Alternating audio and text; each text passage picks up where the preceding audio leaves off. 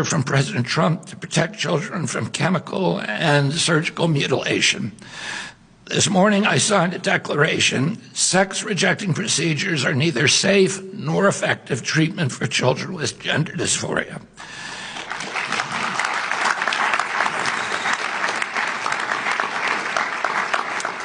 These procedures fail to meet professionally recognized standards of care.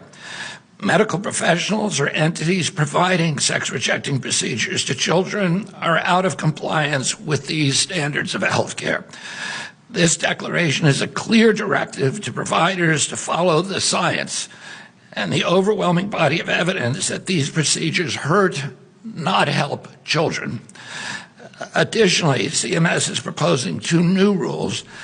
The first rule will bar hospitals that participate in Medicare and Medicaid, which is almost every hospital, from performing these dangerous and harmful procedures.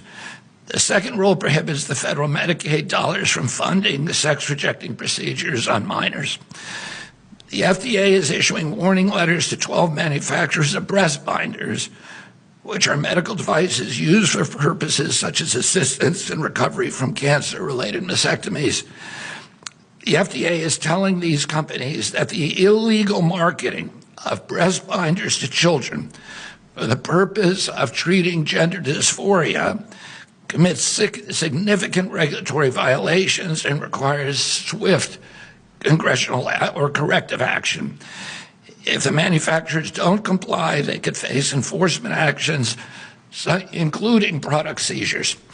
Furthermore, HHS is also moving to reverse the Biden administration's attempt to include gender dysphoria within the definition of disability.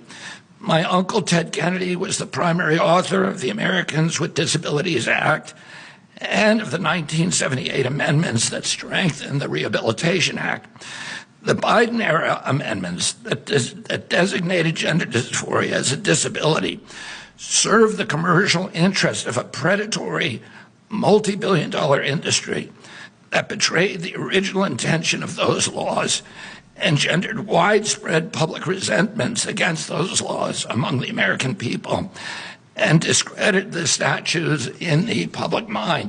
These are statutes that were designed to protect the most vulnerable Americans, and the misuse of these statutes for these purposes injures the statutes themselves and injures other people who are entitled to that protection and who Americans want to see protected.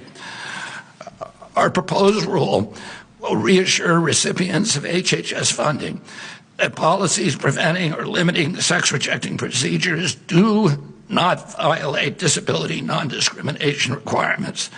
Finally, our Assistant Secretary of Health, Admiral Brian Christine, today signed a public health message to inform healthcare providers, families, and policymakers that current evidence does not support claims that puberty blockers, cross-sex hormones, and surgeries are safe and effective treatments for pediatric gender dysphoria. These announcements are grounded in evidence and shaped by compassion. President Trump has made child protection a national priority. The Make Our Children Healthy Again strategy demonstrates that commitment. Sex-rejecting procedures rob children of their futures. The Maha Commission strategy report calls for an end to over-medicalization of our children. Unnecessary medical interventions drive big money interests that push sex-rejecting treatments. Today's revenue for sex-rejecting drugs and surgeries in 2023 were estimated in one study to exceed $4.4 billion and on track to exceed $7.8 billion by 2030. One doctor was recorded callously describing sex-rejecting procedures as a big moneymaker. Hospitals rake in millions of dollars by convincing boys and girls that a lifetime of off-label prescriptions for estrogen and testosterone blockers, chest reconstruction surgeries, and more are the only way to achieve true happiness and belonging in life. It's wrong. The Trump administration will not stand by while ideology Misinformation and propaganda push vulnerable young people into decisions they cannot fully understand and that they can never reverse.